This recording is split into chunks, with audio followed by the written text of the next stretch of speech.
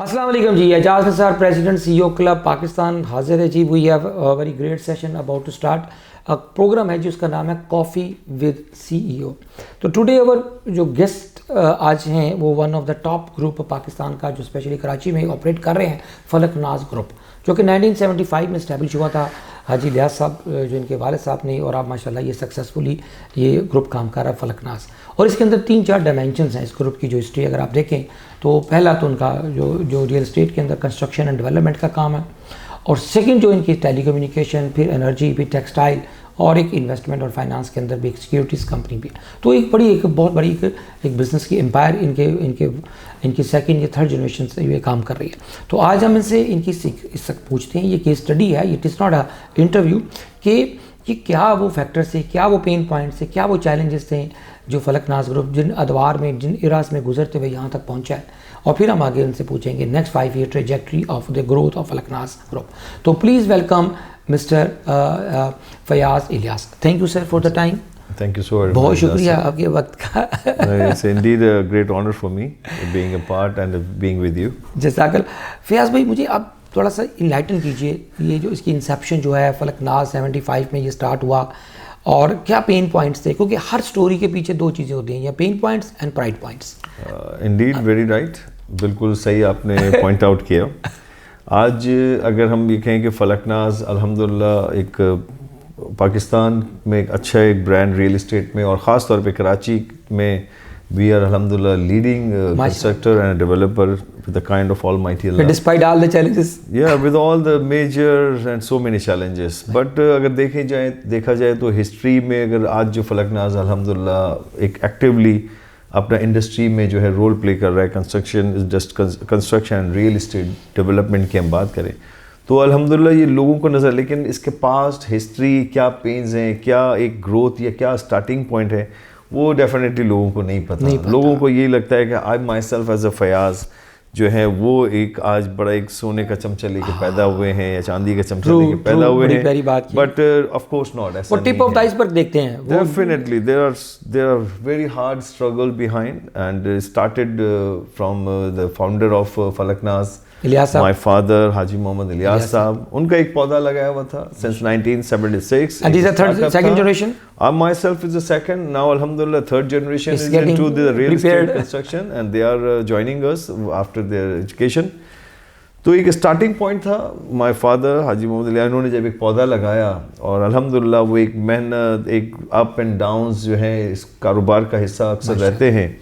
और आज ये पौधा जो है एक तनावर दरख्त की सूरत में एक फैमिली ओन बिजनेस अल्हम्दुलिल्लाह रियल एस्टेट है। We are working in Karachi as well as we are working in Lahore, Islamabad, वहाँ पे भी हमारी कंस्ट्रक्शन रियल एस्टेट डेवलपमेंट फलकनाज अपनी पूरी भरपूर सलाहियतों के साथ, मेहनत के साथ हम काम कर रहे हैं। एंड अल्हम्दुलिल्लाह we have done like multiple numbers of 100 projects and हज़ारों सेटिस्फाइड क्लाइंट हैं जिनको डिलीवरीज हुई हैं, हैंडिंग ओवर होती है। जो एक किसी भी बिल्डर रियल एस्टेट की हम बात करें, डेवलपर की, तो उसकी सबसे बड़ी कामयाबी उसकी ये है कि वो एक जो कमिटमेंट करता है, प्रोजेक्ट हम लॉन्च करते हैं और जब हम डिलीवर करते हैं तो वो हमारा सबसे बड़ा एसेट, हमारा वो क्लाइंट है कि जो वहाँ पे आके रहता है, और उसकी जो एक इम्प्रेशंस, उसकी जो कमेंट्स और उसकी जो खुशी होती है, वो समझ लें कि हमारा असासा या हमारी जो है वो आज की अगर हम देखने जाएँ तो हमारी एक जीत उसमें है, हमारा एक बेसिकली। आप तो अपना फयाज भाई, आप तो ख्वाब लोगों को न बांटते हैं, क्योंकि ख्वाब है किसी के घर में किसी की अपनी छत हो जाए यार, ये बहुत बड़ी ड्रीम है आज के जैसे अगर हाइपर इन्फ्लेशन जैसे देखने जाएं एजाज साहब, देखें रियल एस्टेट या घर या शेल्टर, मैं समझता हूँ कि हर आदमी की ख्वाहिश नहीं, उसकी ज़रूरत भी है, बेसिक नीड है, बेसिक नीड है। जिस तरह से अगर हम देखते हैं पूरे पाकिस्तान में आज भी रियल एस्टेट के हवाले से बात करें तो 12 मिलियन तकरीबन 1 करोड़ 20 लाख घरों की आज भी गुंजाइश या ज़रूरत, मतलब अभी गैप है supply and demand. There's a big difference in supply and demand. हर साल ये डिमांड आपकी 3 लाख घरों की है, बट बमुश्किल जो है हम 50% जो है इसका पूरा कर पाते हैं, चाहे वो प्राइवेट सेक्टर हो चाहे गवर्नमेंट सेक्टर हो। तो ये तो एक बैकलॉग बढ़ता चला जा रहा है, और जिस तरह से ग्रोथ ऑफ पॉपुलेशन हमारी है अल्हम्दुलिल्लाह 2.8 परसेंट एवरी पर एनम जो इसका मतलब है 55 लाख बच्चे पैदा होते हैं। Yeah, we are the top, among the human source producer. We are on the top first country, like number one country in the population growth. कि जो 2050 में जो है ये पाकिस्तान की पॉपुलेशन जो नंबर्स हैं एक्सपेक्टेड बहुत आगे जो वो है वो तकरीबन 40 करोड़ की पॉपुलेशन। प्रयास मुझे ये बताइए कि मैं कोई आपको फोकस करूंगा, मुझे ये बताइएगा कि जो अफोर्डेबल हाउसिंग कॉन्सेप्ट है जो पिछली गवर्नमेंट में भी आया था कि जी हमने एक स्पेशल बनाना है, उसमें क्या सरकार को हेल्प कर रही है? क्योंकि एक इन्फ्लेशन है ना, लोगों की तो सारी जो इलेक्ट्रिसिटी कॉस्ट ऑफ लिविंग जो है वो इतनी हाई कर दी है, उससे तो हर बंदा इफेक्ट में आ गया, इम्पैक्ट पड़ा उसका। इसको अफोर्डेबल हाउसेस का कॉन्सेप्ट जो था अब कहाँ एग्जिस्ट कर रहा है? प्लीज़ क्या आपकी उसमें सर्विसेज हैं? देखिए, इट इज़ वेरी अनफॉर्चुनेट इन पाकिस्तान, ख़ास तौर पे अगर हम गवर्नमेंट लेवल पे देखें, आज पूरे पाकिस्तान में जितनी हाउसिंग डेवलपमेंट आपको सोसाइटीज़ या वर्टिकल बिल्डिंग्स या हॉरिजॉन्टल में अगर आप देखते हैं तो जो कुछ नज़र आ रहा है इसका मैं समझता हूँ 99% जो काम है वो प्राइवेट सेक्टर ने ही काम किया है। और जो ये इंडस्ट्री फ्लरिश हो रही है या काम इस पर किया जा रहा है या जो लोग आज आबादियाँ आप देखते हैं इस शहर में या कराची शहर में या पूरे मुल्क में, तो ये प्राइवेट लोग या ख़ास तौर पे आबाद के मेंबरान जो हैं, जो आबाद is association of builders and developers of Pakistan कि जिसके 1400 मेंबर्स हैं, उसके प्लेटफॉर्म से जो लोग आज काम कर रहे हैं, तो ये उसी की मरून मिन्नत है कि ये चीज़ें नज़र आती हैं कि लोग सोसाइटीज़ की सूरत में एक ऑर्गेनाइज्ड जो है जो बिल्डिंग्स हैं या प्रोजेक्ट स्कीम्स होती हैं जहाँ लोग रहते हुए रिहाइश पज़ीर नज़र आते हैं। मैं समझता हूँ अगर ये सारी चीज़ें ना होती तो आज तो हमारे लिए बड़ा मुश्किल हो जाता है ये इस शहर में या पूरे पाकिस्तान में रिहाइश के इख्तियार करने में। बट बड़ी बदकिस्मती है कि जो सेक्टर हम पर्सनली एज आबाद, अगर मैं अपनी बात करूं एज अ पास्ट चेयरमैन, कि जो फैसिलिटेशन या जो आपको सपोर्ट गवर्नमेंट लेवल पे मिलना चाहिए इस सेक्टर को, रीजन बीइंग वो तो रोडे लड़के वो तो ज्यादा वो तो क्रिएट ट्रबल क्रिएटर्स नहीं, the construction industry is the mother industry of all industries, जिसके साथ तकरीबन 70 से ज़ायद इंडस्ट्री मुंसलिक हैं इनडायरेक्टली। आज इस इंडस्ट्री को अगर आज आप सपोर्ट करें गवर्नमेंट लेवल, चाहे वो प्रोविंशियल हो फेडरल लेवल पे हो, तो आप देखें आपके इकोनॉमिकल और जीडीपी नंबर्स कैसे बढ़ते हैं, आपके टैक्सेशन के रेवेन्यूज दोगे। आज भी एक बहुत बड़ा नंबर्स जो है हमारा कंट्रीब्यूशन है आपकी जीडीपी में भी, और जो टैक्सेस हम इस रियल एस्टेट से हम दे रहे होते हैं, तो आज अगर इसको सपोर्ट किया जाए मैं समझता हूँ we can give them 10 times कि इसका और बढ़ सकता है रेवेन्यू गवर्नमेंट का। बट अगेन बड़ी बदकिस्मती कि आज जो हम काम करते हैं, जो प्रोजेक्ट्स हम बनाते हैं, इसमें एक बहुत बड़े चैलेंजेस को फेस करना पड़ता है। फयाज से हम ये पूछते हैं कि फयाज साहब हमें ये बताएं कि इस वक्त जो हाइपर इन्फ्लेशन ये चल रही है जिसमें लोगों का रोटी का मसला पड़ गया, बिजली के बिल का, उस सूरत में बैंकों ने भी अपनी जुल्म किया कि वो 22% प्लस वो चला गया काइबर प्लस। तो इतनी हाइपर और प्लस इतने हाई इंटरेस्ट में अगर कोई जैसे दुनिया में मॉर्गेजेस होती हैं, पूरी दुनिया के अंदर लोग अपना 1-2% पे घर ले लेते हैं और 10-20 ईयर्स में वो पे ऑफ करते हैं और रेंट की बजाय वो इनकी इंस्टॉलमेंट चाहिए थे। यहाँ क्यों नहीं ऐसा सिस्टम डेवलप हो सका? बैंक्स मार दिए, कैसे सफ़ेद पोश आदमी, ये 50-60-70 हज़ार कमाने वाला आदमी एक अपना 2 कमरे का एक घर तो दूरी पर अपार्टमेंट ले सके, क्या सोल्यूशन है? देखिए, सोल्यूशन तो बहुत सारे मौजूद थे और मैं समझता हूँ आज भी मौजूद हैं। बट आज जिस किस्म के पिछले 2 साल में आपको जो इन्फ्लेशन और इन्फ्लेशन ने जितना हिट किया, आपकी डिवैल्यूएशन आप देखें, ऑन द अदर साइड आपकी करेंसी डिवैल्यूएशन एंड आपका जो ये बैंक इंटरेस्ट है, तो आपकी अफोर्डेबल हाउसिंग जो है वो तो मैं समझता हूँ उसका तकरीबन नामुमकिन वाली सूरत हाल है। बट अगेन मैं समझता हूँ नाउम्मीद ही नहीं होनी चाहिए। तो क्या वे फॉरवर्ड है? For the good. What is the way forward? देखें, इसके लिए गवर्नमेंट को आगे आना पड़ेगा। आबाद हमेशा या हम अपने तौर पे हमेशा ये सजेशन या हम एडवाइजेस देते रहे कि अफोर्डेबल हाउसिंग स्कीम जो आपके पास वो आपका लोअर तबका है, जो एक टैक्सी ड्राइवर है, एक परचून की दुकान वाला, ये वो तबका है, उनकी एक बहुत बड़ी नीड है। They are on masses. अगर हम कराची शहर की बात करें तो हमारा 10 से 15% जो है वो है आपकी नीश मार्केट में जो लोग परचेज कर सकते हैं या उनको अफोर्ड करते हैं। But the rest of the आपकी जितनी है 90% तो आपके मासेस के ऊपर है कि जिनको घर चाहिए, जिनका एक ख्वाब है कि वो अपनी ज़िंदगी में अपना एक छत बना लेते हैं। अब उसके लिए आपको अफोर्डेबल हाउसिंग स्कीम जो है पास्ट गवर्नमेंट में कुछ दी गई, जिसके साथ साथ बैंक्स को भी अलाइन, जितने कमर्शियल बैंक्स थे उनको भी अलाइन किया गया, जिसके लिए special package for the construction दिया गया, जिसमें इंटरेस्ट रेट्स भी जो हैं वो भी बहुत ज़्यादा नॉमिनल और रीजनेबल थे कि जो एक आम आदमी के लिए वो अफोर्डेबल था। But for the some reason regime change होने के साथ साथ आज बैंकिंग सेक्टर कहीं पे भी इसको जो है आपकी कंस्ट्रक्शन या रियल एस्टेट सेक्टर सपोर्ट कहीं कोई सपोर्ट नहीं है आपका। और साथ साथ में आपके जो मॉर्गेजेस का जो है, इसके अलावा आपकी जो इन्फ्लेशन एंड जो आपके इंटरेस्ट रेट इतना बढ़ गया, तो आज तो लोगों का ये माइंड सेट हो गया कि भाई कि हमें एक बिजनेस या रियल एस्टेट में लगाने के बजाय हम ये पैसा उठा के डंप कर दें बैंक के अंदर और 4 साल 5 साल में अपनी अमाउंट को डबल करके कर लें, 22% मिल रहा है। तो दीज आर द डिसएडवांटेजेस। जबकि देखा जाए हम अपने पड़ोसी मुल्क ममालिक में देखें तो वहाँ आज भी बड़ी फैसिलिटीज़, क्योंकि एक ये रियल इस्टेट का जितना बड़ा सेक्टर है उसको विदाउट आप ये फाइनेंशियल इंस्टीट्यूट्स हों चाहे बैंक्स हों, उनके सपोर्ट के बगैर या स्पेशली गवर्नमेंट की पॉलिसीज़ क्लियर चाहिए। इसके लिए आपको इन बैंक्स को बाइंड करना होगा कि भाई कि आप रियल इस्टेट में इन्वेस्टमेंट्स करें लोगों को। एक सवाल इनसे इसी इन्वेस्टमेंट के हवाले से मैं फयाज आपसे पूछना चाहूँगा कि ये जो ओवरसीज़ था, मैं जितने भी प्रोजेक्ट्स पाकिस्तान में देख रहा था तो उसमें 60 to 70% तक ओवरसीज़ का कंट्रीब्यूशन था for buying other land, other the properties, other the houses, other the apartments. तो व्हाट इज़ द इम्पैक्ट, ये जो पॉलिटिकल इंस्टेबिलिटी आने की वजह से व्हाट इज़ द इम्पैक्ट कि ओवरसीज़ पाकिस्तान में, पाकिस्तान के जो प्रोजेक्ट्स में इन्वेस्टमेंट रुक गया है, भाग गया है, व्हाट इज़ द अपडेट?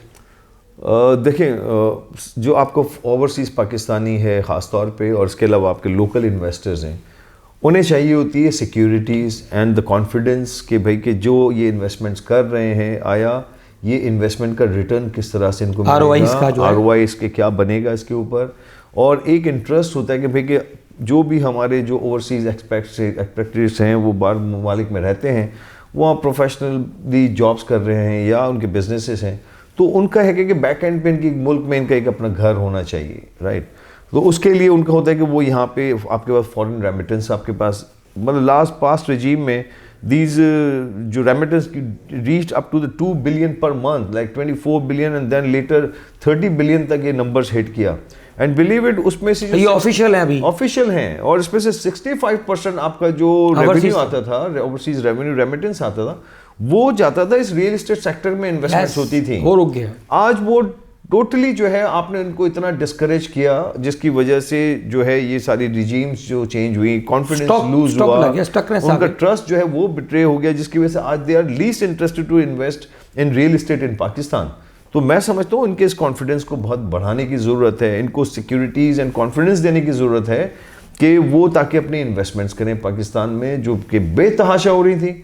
आज हमारे लिए बहुत बड़ा एक ड्रॉबैक है। और आज जो इस वक्त हम जिस फेज से या एक रिसेशन के एक फेज से गुजरे, दुनिया भर में रिसेशन है हम मानते हैं, लेकिन अल्हम्दुलिल्लाह पाकिस्तान एक वो ज़रखेज़ मुल्क है कि जो मैं समझता हूँ, हमेशा मैं बात करता हूँ कि इन 10 उंगलियों में अगर वो खुशहाल या नेचुरल रिसोर्स जहाँ दुनिया में सबसे ज़्यादा मौजूद हैं, तो Pakistan is the one country among in 10 fingers के वो एक मुल्क ज़रूर होगा कि जिसमें इतने सारे नेचुरल रिसोर्सेज हैं, बावजूद इसके मौसम है, आपके पहाड़ी निज़ाम देखें, आपका नहरी निज़ाम देखें, आपका मौसम देखें, एंड इन सारी चीज़ों के साथ नेचुरल रिसोर्सेज आपके सबसे बड़ा जो आपका रिसोर्स है that is your youth, which is like 64% of the Pakistani youth. दुनिया में तो यूथ वाइप ऑफ हो गया है, लोग ह्यूमन रिसोर्सेज के लिए कहते हैं कि हमें लोग चाहिए, but we have available youth. ये हमारा गोल्ड है जी, या इट्स अ गोल्ड माइन, मतलब कि हम इस यूथ को अगर एक राइट ट्रैक दे दें, इनको हम जॉब्स की जो है वो एम्प्लॉयबिलिटी दें, स्किल्स डेवलप करें, इनको इनकी स्किल्स हैं, चाहे नॉन स्किल्ड या स्किल्ड हैं या प्रोफेशनली, आप इनको जॉब की जो है सिक्योरिटीज़ दे दें, इनको आप फैसिलिटेट करें, तो आप देखें कि ये यूथ आपका क्यों बाहर जाए। हमारा जितना आज ब्रेन है वो ड्रेन हो रहा है।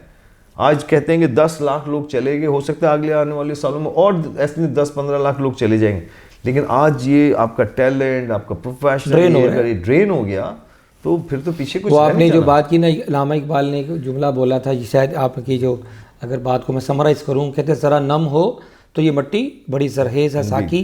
सर आगे चलते हैं, अब थोड़ा सा लास्ट पार्ट है आज की कन्वर्सेशन का फयाज भाई, कि व्हाट इज़, क्योंकि एक CEO जो होता है, एक एंटरप्रेन्योर जो होता है, वो एक लीडर होता है, बेसिकली बिजनेस लीडर उसको हम कहते हैं, कि कोर कॉम्पिटेंस ए CEO की, एक बिजनेस लीडर की क्या होनी चाहिए टू रन द बिजनेस, ताकि यंग स्टार्टअप्स आएँ तो सीख सकें। आपकी वो 3 कोर कॉम्पिटेंसीज प्लीज़ डिफाइन कीजिए, ये बताइए।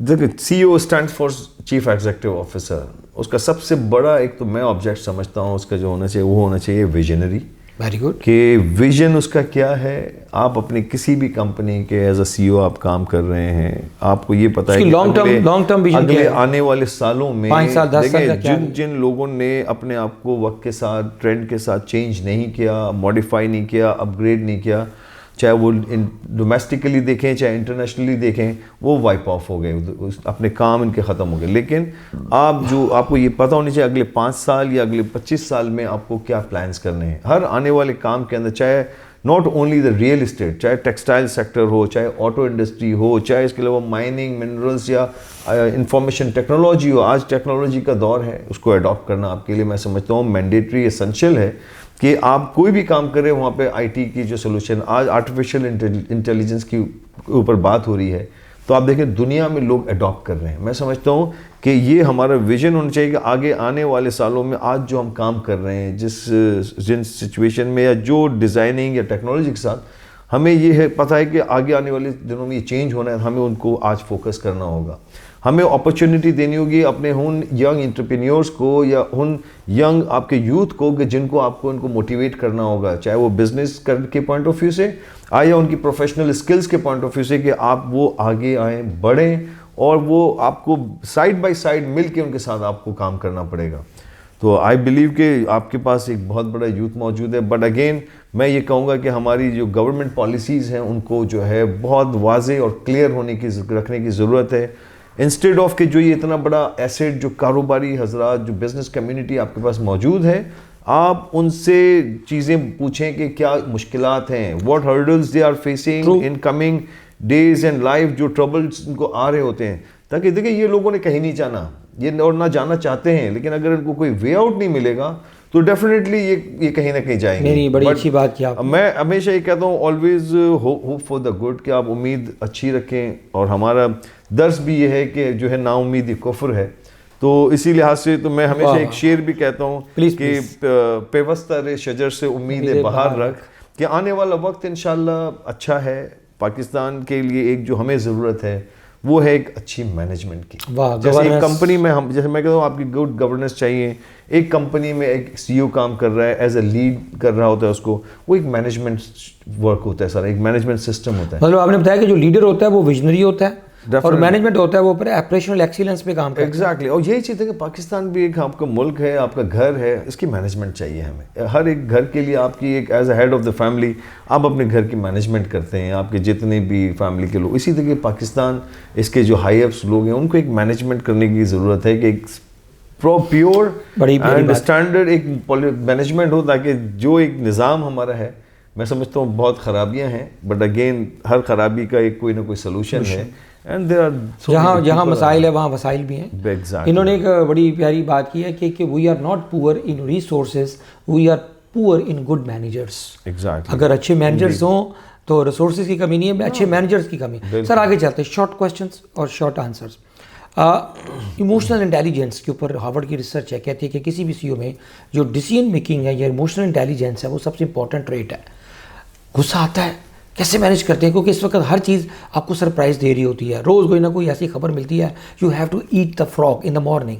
ये फ्रॉग मीन कि एक नया मसला आकर टेबल पे पड़ा होता है। How do you manage your emotions? अब डे टू डे जिस किस्म के हम स्ट्रेस से या जिससे गुजर रहे होते हैं, तो ऑफ कोर्स एक आपका मेंटल लेवल जो है कहीं ना कहीं आपकी एनर्जी ड्रेन हो रही होती है, सारी एनर्जी ड्रेन हो रही होती है, वक्त गुजर रहा है जिस तरह से।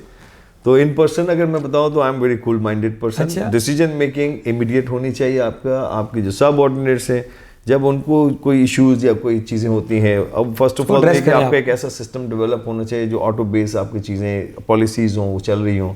But definitely by the time वक्त डे टू डे आपकी जो चीज़ें चल रही होती हैं, तो with a cool mind and quick decision should be the. Fayaz ने अभी तक अपनी ग्रुप की जो ट्रैजेक्टरी है या ग्रोथ है, इसमें कोई मुश्किल टाइम्स भी आते हैं, क्या difficult decision being a CEO आपने आज तक किया अपनी प्रोफेशनल जर्नी में? देखिए कुछ तो ऐसे ट्रबल्स आते हैं, लेकिन कुछ तो ऐसे होते हैं कि अनड्यू ट्रबल्स होते हैं जो आप एक्सपेक्ट भी नहीं करते। हमारे कारोबार रियल इस्टेट के लिहाज से हम देखते हैं तो हम कोई भी काम हम करते हैं तो इसकी तमाम वेरिफिकेशंस और कोई ना कोई जो इसके डिपार्टमेंटल जो इशू तो हम सबको क्लियर करके और उनकी चीज़ें आफ्टर गेटिंग ऑलमोस्ट 18 NOCs, हम 18 NOCs के बाद एक प्रोजेक्ट लॉन्च करते हैं, we engage public with us और फिर हम कारोबार स्टार्ट करते हैं। तो कहीं से कोई सालों गुजरते हैं, कहीं हमें पता चलता है भाई एक इदारा जो उठ के आता है कहता है भाई ये आपका ये जगह क्लियर नहीं है, तो वो हमारे लिए बड़ी सरप्राइजिंग सिचुएशन होती है कि ऐसा कौन सा इदारा है कि जो हमें ये बाके बताए कि भाई ये आपने एज अ बोनाफाइड परचेजर आपने एक चीज़ परचेज की है और आप जो है ये चीज़ें हमें क्लियर करें ताकि हमें हार्डल्स या मुश्किलात पैदा ना हो। एक टैक्स पेयर जो पाकिस्तान में जो बड़ी मुश्किलों से 30 लाख टैक्स पेयर हैं, जिसमें से एक्चुअल टैक्स पेयर तो मेरे ख्याल से 10 लाख ही हैं, अब उनको भी अगर उनका भी गला घोंटना शुरू कर देंगे और लार्ज टैक्स पेयर तो 300-400 ही हैं जो मेन वाले हैं। एग्जैक्टली, बट उसमें से भी अगर आपको एक आदमी आए कोई भी डिपार्टमेंट का नाम लेके और आपसे कहे कि भाई कि आपके साथ जो कि if I my self like मैं एक टैक्स पेयर हूँ, मुझे कोई बेनिफिट नहीं, I am not getting any benefit out of my tax payment, I am paying millions of rupees monthly through my personal और माई कंपनी, बट मुझे at least इस चीज़ की तो सिक्योरिटी या इस चीज़ का मुझे कॉन्फिडेंस तो दिया जाए कि भाई कि आप एक टैक्स पेयर हैं, आपकी एक रिस्पेक्ट है और आपको जो है प्रिविलेजेस जो है ये मिलनी चाहिए। पता चले जनाब, अब एयरपोर्ट जाएं तो आपको एफआई वाले आराम से इज्जत से चाय भी पिलाएं, रोटी भी खिलाएं कि यार ये टैक्स पेयर है, वहाँ तो उल्टा होता है। तो there is no difference, like आप लोगों को मोटिवेट करने की जरूरत है कि भाई कि आपको ज़्यादा से ज़्यादा अपने मुल्क के लिए, अपने मुल्क की बेहतरी के लिए आपको आगे बढ़ना है। देखिए हम इस मुल्क नहीं हमें सब कुछ दिया है, ये मुल्क ही हमने हमें अल्हम्दुलिल्लाह इतनी चीज़ें दी हैं, तो we feel and we believe कि भाई कि हमारा भी वो काम है कि हम इस मुल्क के लिए बेहतरी वाली। आपने अभी फयाज अभी बात की कि सबसे कीमती जो रिसोर्सेज हैं वो बिल्डिंग्स नहीं होती, ह्यूमन रिसोर्स है, वो लोग होते हैं। आपके कितने लोग एम्प्लॉइज़ हैं टोटल ग्रुप्स में? अल्हम्दुलिल्लाह डायरेक्टली और इनडायरेक्टली अगर बात करें तो we have thousands and thousands of employees approximately presently working. अगर 1000 गज की आप बिल्डिंग बनाते हैं ना, तो वहाँ पे आप प्रोफेशनल, स्किल्ड एंड अनस्किल्ड तकरीबन 500 लोगों को एंगेज, मतलब एक बिल्डिंग में, एक प्रोजेक्ट में, जो कि it takes one year, 2 and a half year max, at the max 3 years. But alhamdulillah we are working at present with so many numbers of projects and the big projects. So thousands of people, we have thousands and thousands of people, they are directly and indirectly engaged with us. तो आपकी जो अपनी जो managerial staff होता है, एक तो हो ना आपकी नॉन स्किल्ड और एक जो स्किल्ड वर्कर हैं, या जो आपकी जो बैकएंड पे जो आपके जो ऑपरेशंस के, HR के, फाइनेंस के, मार्केट, उनकी लर्निंग, कोचिंग, डेवलपमेंट, क्योंकि सीईओ के 2 पेन पॉइंट्स होते हैं, एक उसके लोग, एक उसका कैश फ्लो। कैसे मैनेज करते हैं? देखिए it's all about the team work, सारा एक टीम वर्क है। और जब हम टीम की बात करते हैं तो उनकी कोचिंग करते हैं, ट्रेनिंग करते हैं, we have a solution available for the training. हमारे पास कुछ ऐसे ट्रेन लोग भी आते हैं जिनको हम अपने पास इंगेज करते हैं या अपनी टीम का पार्ट बनाते हैं। बट डेफिनेटली वो एक बच्चा जो ग्रेजुएशन करके कहीं से आ रहा है तो उसका भी राइट है, हक है कि उसको पूरी वो चीज़ें आपको मिलनी चाहिए जो ज़िंदगी में वो चाहता है। Now we have like as a builder and developer we have like a separately marketing company हमने फॉर्म कर ली इसमें साथ कि भाई कि उसको किस तरह से बच्चों को इंगेज किया जाएगा। उसकी basic salary if he is earning like 1 lakh रुपया, तो he is making like approximately 200,000 in addition against the commission। कि हमने ऐसे सिस्टम उनको डेवलप कर दिया ताकि हमारा देखिए एक बिलीव है, चाहे वो हमारे जॉब्स करने वाले हमारे लोग हों या चाहे हमारा क्लाइंट हो, तो our standard is on the based of the improve the lifestyle। हम अपने प्रोजेक्टों में भी यही चीज़ करते हैं कि भाई कि जो प्रोजेक्ट बनाए उसको जो इसमें जो कमिटमेंट्स हैं इन एडिशन आप उसको वैल्यू ऐड करके उनको आप चीज़ें प्रोवाइड करें। एक 50 लाख 1 करोड़ रुपए का फ्लैट अपार्टमेंट लेने वाला अपार्टमेंट के साथ अगर उसको इंडोर गेम्स मिल जाएं या उसको स्विमिंग इसकी फैमिली के लिए मेल फीमेल के लिए आपको स्विमिंग पूल की फैसिलिटीज़ मिल जाएं, जिम्नेजियम मिल जाए, वॉकिंग ट्रैक्स मिल जाएं, पावर बैकअप जनरेटर 24/7 मिल जाए, पानी के मसाइल हैं 24/7 आपके पास पानी अवेलेबल है, जेनेटोरियल सर्विस है। तो विद ऑल दीज फैसिलिटीज जो उन्होंने सोचा नहीं होता, हम we provide them and then we get comments at the end जो कि हमें, मैं समझता हूँ इट्स गिव अस बहुत ही एनर्जी मिलती है कि लोग जब हमारे क्लाइंट्स कहते हैं कि आपके प्रोजेक्ट्स में आने के बाद देते हैं आपके प्रोजेक्ट्स में आने के बाद दुआएं तो देते हैं, जब हमें पैसे कमाने के अलावा दुआएं भी कमा रहे हैं, दुआएं भी। और फिर एक चीज़ हमें मुझे बड़ी जो है मेरे लिए बड़ी जो है एक इमोशनली मुझसे बड़ी कनेक्टेड है कि one of our client he said like कि मेरे बच्चों की जो है वो एजुकेशन का जो ग्राफ इम्प्रूव हो गया जब आपके प्रोजेक्ट्स में हमने शिफ्टिंग हुई। रीज़न बीइंग कि जब वो अपने अपार्टमेंट से नीचे जाते हैं ग्रीन एनवायरनमेंट इनको मिलता है, उनकी सेहत बेहतर होना शुरू हो गई है, इनकी मेंटल जो है कि पैसे वो बढ़ गई है, तो they are improving their results. तो मैं समझता हूँ इससे बड़ा तो हमारे लिए कोई सर नहीं है। 2-3 लास्ट छोटे क्वेश्चन, स्ट्रेस को कैसे मैनेज करते हैं? How do you coping strategy of Fayaz managing stress?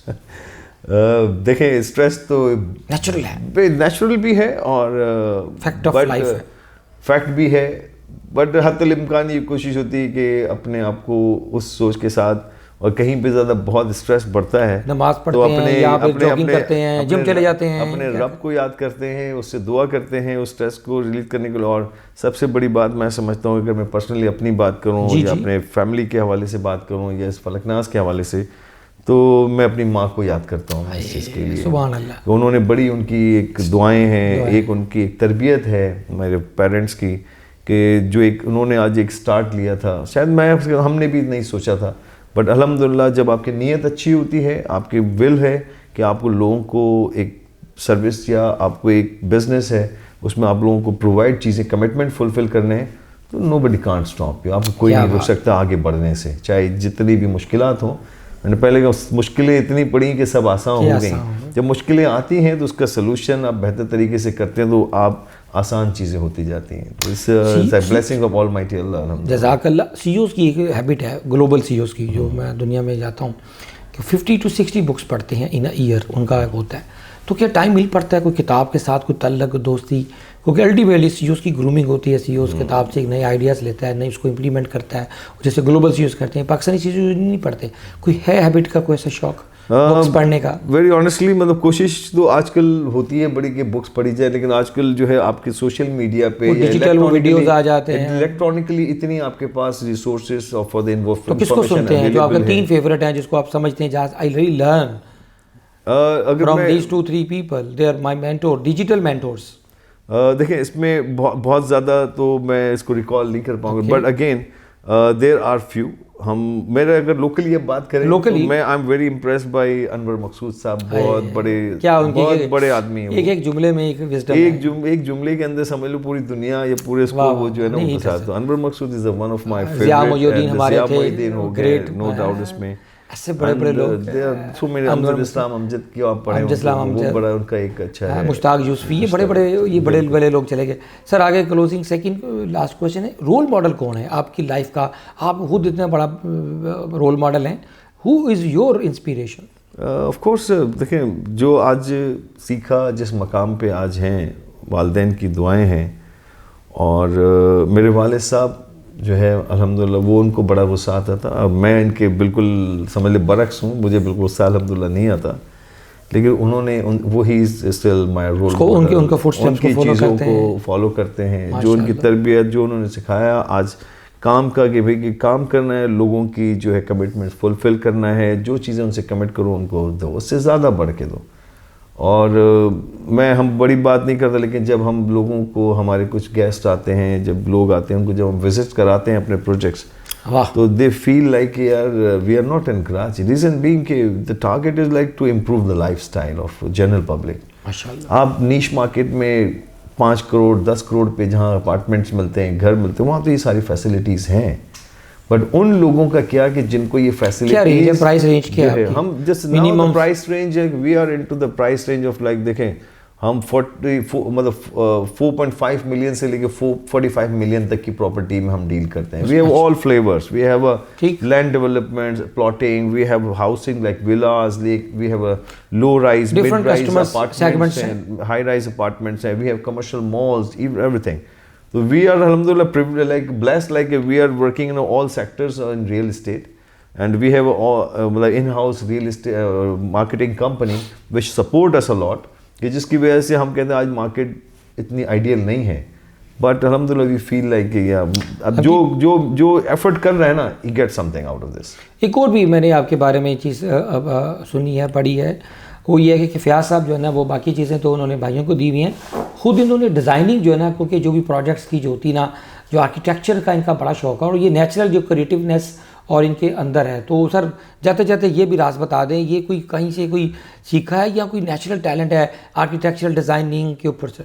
I'm right, वैसे मेरा सही है? I'm a simple bachelor commerce नहीं ये वाला तो शौक है आपका। नहीं एग्जैक्टली बिल्कुल है, बट वो कहते हैं ना कि आप belongs to the Memon community, तो मेमन का बच्चा जो है वैसे ही आधा तो जो है ना वो मास्टर हुआ होता है वैसे ही इसमें। तो अल्हम्दुलिल्लाह इट्स ऑल गॉड गिफ्टेड। मेरा अपना इंटरेस्ट भी इस आर्किटेक्चर में है, डिजाइनिंग का चाहता पाकिस्तान से भागना, कारोबार भी जा रहे हैं, क्या मैसेज है कि to stay in this country and with hope? Please share with your hope. Definitely मैं अपनी यूथ को हमेशा ये पैगाम देता हूँ और आज भी यही पैगाम दूंगा कि ये मुल्क जो है हमारा बड़ा ज़रखेज़ मुल्क है, और इस मुल्क में हम पैदा हुए, इस मुल्क में हम रहे हैं, हमें इस मुल्क ने बहुत कुछ दिया है। बाहर जाना बिल्कुल लोग जाते हैं प्रोफेशनली अपने स्किल्स के लिहाज से, प्रोफेशनल वर्किंग के लिहाज से, लेकिन इस मुल्क के अंदर रह के जो काम हम कर सकते हैं मैं समझता हूँ दुनिया में कहीं काम नहीं कर सकते। अपनी पूरी शौक़ के साथ, अपने लगन के साथ, अपने टारगेट के साथ जो हमारी यूथ हैं, मैं समझता हूँ कि इनको अपनी चीज़ों पे, अपने चाहे वो स्टडीज़ के हवाले से हों, चाहे कारोबार एज एंटरप्रेन्योरशिप के हवाले से हों, उस पर फोकस रहना ज़रूरी है। मुश्किलात ज़रूर होती हैं, but once you are focus तो at the end you achieve your target. तो आपको होपलेस नहीं होना है। आज हालात जैसे हैं मैं समझता हूँ एक फ़ेज़ है, मैं समझता हूँ आने वाले दिनों में, सालों में हम इससे और इस फेज़ से हम निकल के हम बेतहाशा आगे तरक्की करेंगे इंशाल्लाह। पाकिस्तान बड़ा एक ज़रखेज़ और एक बहुत अगर जोग्राफिकली भी देखें तो इसकी बड़ी लोकेशन बहुत आइडियल है, और अरबाब इख्तियार हमारे हैं। मैं समझता हूँ आने वाले वक्तों में इस यूथ के हवाले से भी जो रिक्वायरमेंट या जो अपॉर्चुनिटीज़ हैं, और मैं समझता हूँ industrialisation is the one solution जो कि हमें एम्प्लॉयमेंट जनरेशन कर सकता है, आपकी जो इंपोर्ट की जो कॉस्ट है उसको कट डाउन कर सकता है, और जैसे कि आप अपने इस यूथ को उसमें इंगेज कर सकते हैं। बिल्कुल तो सर 3 की वर्ड्स बता दें before we close the session. Success किस चिड़िया का नाम है? 3 वर्ड्स में बताइए। The only like hard working and hard working and yes, इंसान मेहनत ज़रूर करता है, लेकिन उसमें एक आपकी किस्मत का भी एक बड़ा आपका होता है। राइट डिसीजन, वक्त के साथ राइट डिसीजन जो हैं वो करने ज़रूरी हैं। Very good. और सबसे ये कि अपने बड़ों का जो है ना वो आप उनकी दुआएं लें और उनकी आप रिस्पेक्ट करें और उनसे मशवरे लें, ताकि उनके मशवरे कभी रायगा नहीं जाते। तो मेरा यही है sir. Thank you very much. मैं अगर आज की इससे गुफ्तगू को 1 लाइन में क्लोज़ करूं, आज की जो आपकी खूबसूरत कन्वर्सेशन थी, इशफाक अहमद बानो कुर्सी है ना, तो बहुत बड़े मशहूर, तो वो कहते थे, अल्लाह से दुआ करते थे कि अल्लाह मुझे तौफीक दे, मैं आसानियाँ मुझे दे और मैं आसानियाँ बांटने की, तकसीम करने की तौफीक दे। तो अल्लाह ने फ़याज़ भाई को, इनकी फ़ैमिली को आसानियाँ बांटने की तौफीक दी है। अल्लाह ये तौफीक में इजाफ़ा करता चला जाए। ये घर नहीं है, ये आसानियाँ है। आप किसी की ज़िंदगी, बच्चों जैसे बता रहे थे कि बच्चों की लाइफ बदल गई, ज़रा नम हो तो ये मट्टी बड़ी ज़रखेज़ है। Thank you very much. Thank you sir, thank you.